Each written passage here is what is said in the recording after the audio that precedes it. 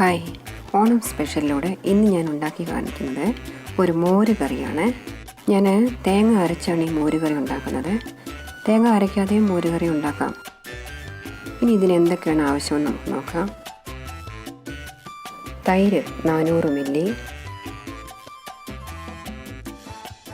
തേങ്ങ ഒരു വലിയ തേങ്ങയുടെ പാതി, മഞ്ഞൾപ്പൊടി ആവശ്യത്തിന്, ഉലുവ ഒരൽപ്പം,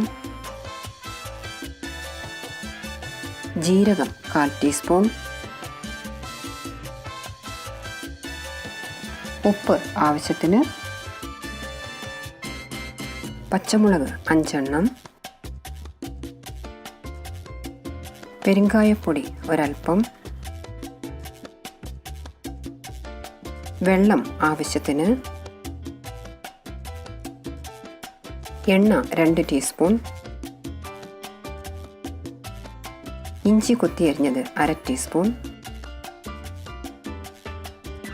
കടുക് 1/4 ടീസ്പൂൺ, കറിവേപ്പില ആവശ്യത്തിന്,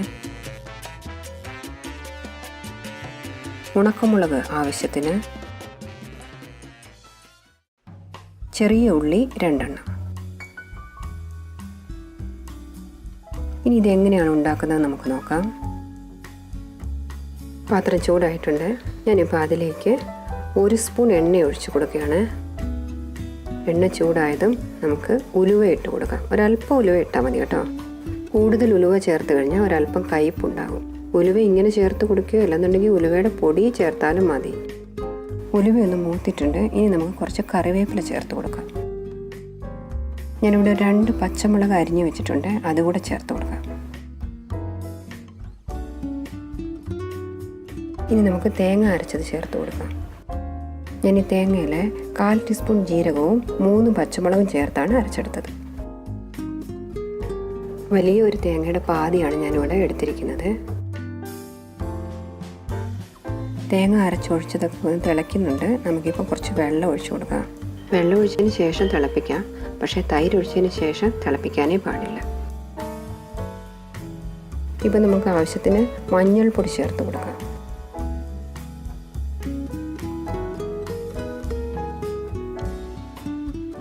ഇപ്പം നമുക്ക് കുറച്ച് വെള്ളം കൂടെ ഒന്ന് ഒഴിച്ചു കൊടുക്കാം.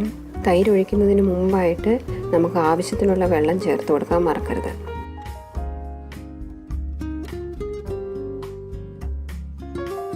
ഇപ്പം നമുക്ക് കുറച്ച് ഉപ്പ് ചേർത്ത് കൊടുക്കാം. ഉപ്പിപ്പോൾ കുറച്ച് ചേർത്താൽ മതി. ഇനി തൈരൊക്കെ ഒഴിച്ചതിന് ശേഷം നോക്കിയിട്ട് വേണമെന്നുണ്ടെങ്കിൽ ബാക്കി ചേർത്ത് കൊടുക്കാം. ഇപ്പം ഞാനൊരല്പം പെരുങ്കായപ്പൊടി ചേർക്കുകയാണ്.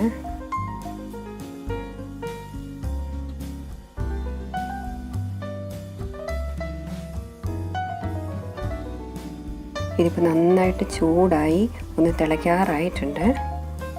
ഇപ്പം നമുക്കിതിലേക്ക് തൈര് ഉടച്ചത് ചേർത്ത് കൊടുക്കാം. തീ കുറച്ചിട്ടിട്ട് വേണം തൈര് ചേർക്കാൻ. തൈര് ഒഴിച്ചതിന് ശേഷം തിളപ്പിക്കരുത് കേട്ടോ.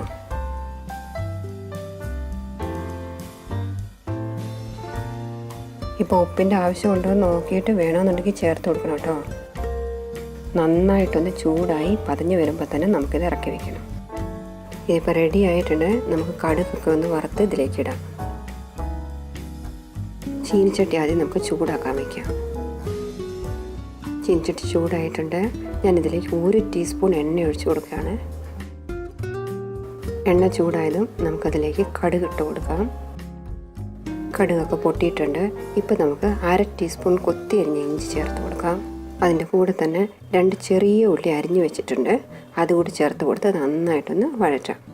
നമ്മൾ ആദ്യം കറി വയ്ക്കുന്നതിന് മുമ്പായിട്ട് ഉലുവ ചേർത്തില്ല എണ്ണയിൽ. ആ സമയത്ത് വേണമെന്നുണ്ടെങ്കിൽ ഇഞ്ചി കൊത്തി അരിഞ്ഞത് ചേർത്ത് കൊടുക്കാം. ഇഞ്ചിയും ഉള്ളിയൊക്കെ നന്നായിട്ട് മൂത്ത് വന്നിട്ടുണ്ട്. ഇപ്പോൾ നമുക്ക് കറിവേപ്പിലയും ചുവന്ന മുളകും ചേർത്ത് കൊടുക്കാം. ഇതിപ്പോൾ നന്നായിട്ടൊന്ന് മൂത്ത് വന്നിട്ടുണ്ട്. നമുക്കിത് കറിയിലേക്കൊന്ന് ഒഴിച്ചു കൊടുക്കാം. നിങ്ങളെല്ലാവരും ഇത് ഉണ്ടാക്കി നോക്കണേ. വളരെ എളുപ്പമാണ് ഇത് ഉണ്ടാക്കാൻ. അധികം സമയമൊന്നും ഇതിന് ആവശ്യമില്ല. നിങ്ങൾക്ക് ഈ വീഡിയോ ഇഷ്ടമായെന്നുണ്ടെങ്കിൽ ലൈക്ക് ചെയ്യാൻ മറക്കരുത്. അതുപോലെ തന്നെ ഷെയർ ചെയ്യാനും സബ്സ്ക്രൈബ് ചെയ്യാനും മറക്കരുത് കേട്ടോ.